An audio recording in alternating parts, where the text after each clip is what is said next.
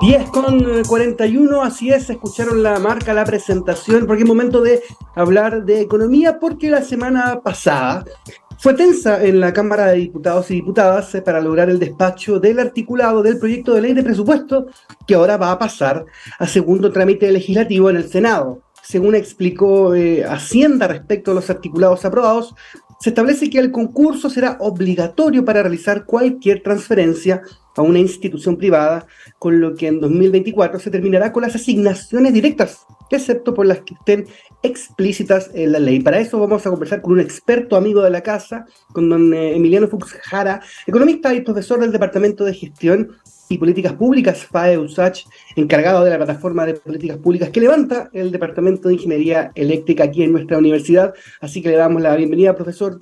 ¿Cómo está? Buen día. Buen día, Rodrigo. Todo muy bien por acá. Espero que tú también y nuestros radioescuchas estén teniendo una buena mañana de día lunes. Así es, al menos, profesor, una mañana primaveral, y eso ya nos despierta. Ya es algo. Sí, ya es algo. Con todo este cambio de clima que hemos tenido. Eso. Oye, quería preguntarle, porque más allá de las polémicas, ¿no? Durante la discusión en sala, vamos con lo aprobado. Están las partidas más debatidas, por ejemplo, lo de los gobiernos regionales. A los legisladores le agregaron varias glosas adicionales, lo que a juicio de ellos y del Ejecutivo va a impedir la correcta gestión de las gobernaciones. Primero, partamos por ahí. Lo difícil que ha sido sacar estos temas adelante, algo que intuimos en algún momento, pero que en particular se centró en esto, en los gobiernos regionales. Sí, yo creo que en el fondo lo que se está viendo con este tema de los gobiernos regionales y todas las indicaciones que la Cámara de Diputados estableció, como tú decías, tanto respecto al concurso, ¿cierto?, para instituciones privadas que van a recibir plata de estos gobiernos para ejecutarla, también a los ejecutores directos. Yo leí que les establecieron toda una serie de obligaciones de garantía, 2 años de antigüedad mínima, prohibición de fraccionamiento, una normativa de inhabilitar a funcionarios públicos con posibles ciertas relaciones con estas instituciones. Yo creo que todo esto, Rodrigo, lo que nos está mostrando o lo que estamos viendo es las terribles o nefastas consecuencias que tiene el mal uso de los recursos públicos, porque como sabemos, y lo hemos conversado en entrevistas anteriores acá en Enlace USACH, esta desconfianza de los parlamentarios que tienen que aprobar y hacer las indicaciones respecto con el presupuesto, al respecto de cómo se están transfiriendo plata y cómo éstas se gastan, tiene que ver, lo sabemos, con los casos de mal uso de fondos o de no justificación completa del uso de los fondos de Democracia Viva y lo que se llama el caso convenios. Entonces, en cierto modo, cuando hay una situación de no buen uso o no buena asignación de los recursos públicos, no solo merma lo que ocurre en esa situación en concreto, sino que tiene un efecto gigantesco hacia adelante. Y yo creo que esta discusión, los términos en los que ha ocurrido esta discusión del presupuesto la semana pasada en el Congreso, obedece a eso. Y esta desconfianza de los parlamentarios y toda esta serie de restricciones que están poniendo, de alguna u otra manera obedece a eso, porque como sabemos, los parlamentarios, además de legislar y todo, ellos siempre se deben a sus votantes. Entonces, de alguna u otra manera, me imagino que quieren como poder decirle a sus votantes que ellos llevaron a cabo alguna medida para que este gasto de plata, ¿cierto?, sea más transparente, sea más controlado, sea más racional, pero va de la mano con que siempre que se imponen ese tipo de medidas, le introduce más burocracia al sector público y le impide una respuesta rápida, que es lo que yo entiendo que el Ministerio, ¿cierto?, de Hacienda en cierto modo se quejó respecto a estas indicaciones, porque claro, no van a permitir una correcta, eficiente y rápida ejecución presupuestaria al final del día.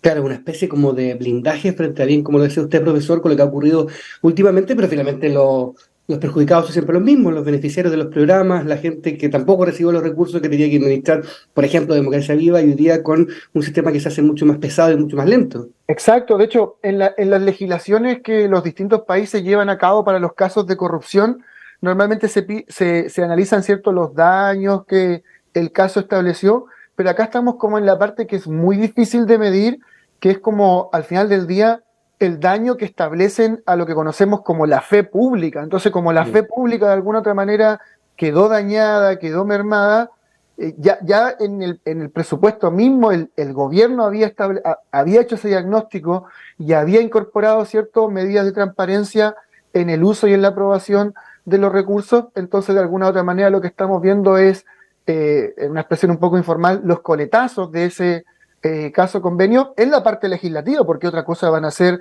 luego lo que veamos en términos judiciales, en términos políticos, que también no está dicho hasta la próxima elección cómo eso le afecta a la coalición, al gobierno. Entonces yo creo que tiene que ver harto con lo delicado de la situación que vivimos a mitad de este año.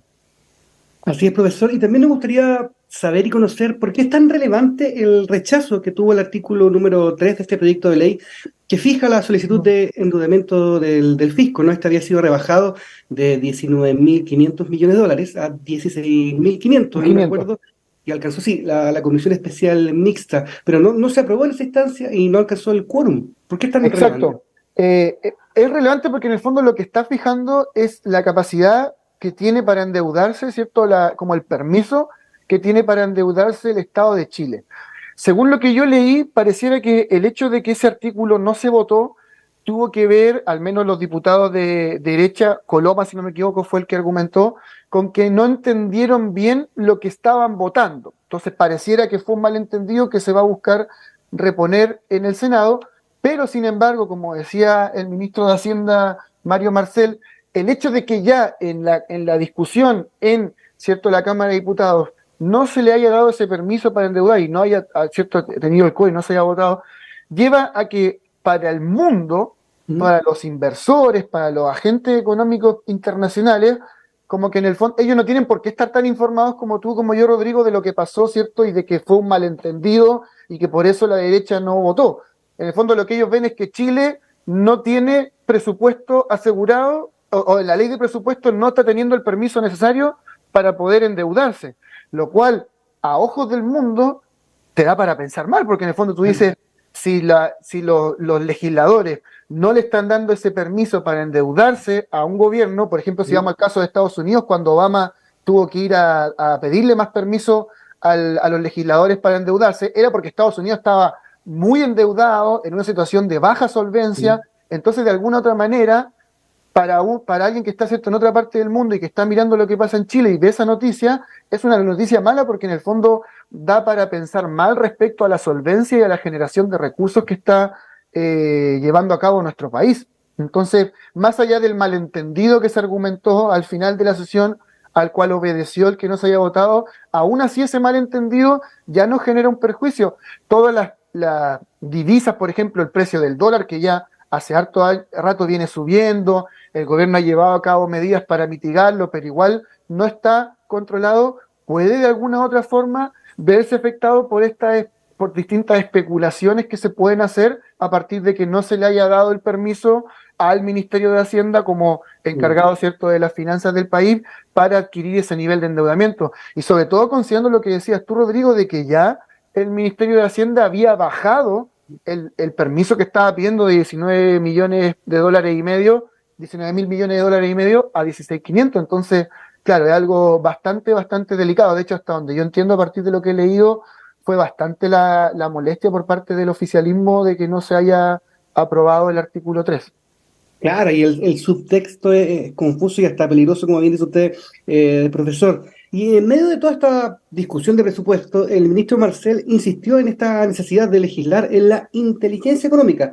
Este proyecto tiene tres ejes, ¿no? El fortalecimiento del ecosistema de inteligencia económica, la prevención y detección temprana de operaciones económicas sospechosas y también otorgar mayores facultades intrusivas y sancionatorias, ¿no?